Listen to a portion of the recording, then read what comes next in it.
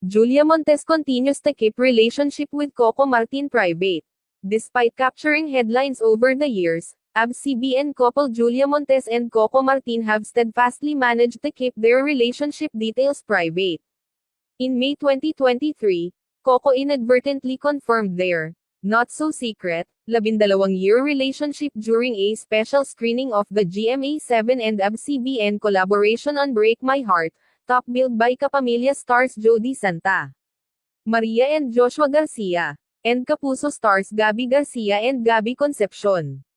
On July 31, 2023, Pep.ph, Philippine entertainment portal, caught up with Julia at the Avignon Gala held at the Grand Ballroom of Shangri-La at the Fort in Bonifacio Global City. At the event, the 28-year-old Kapamilya actress once again emphasized her commitment to maintaining the privacy of her relationship with Coco. She told Pep.ph, "Siguro kasi, we're the type of person po na we're just blessed sa industry natin, pero, yung privacy is really iba rin." For now, Julia expressed her contentment with the current state of her life.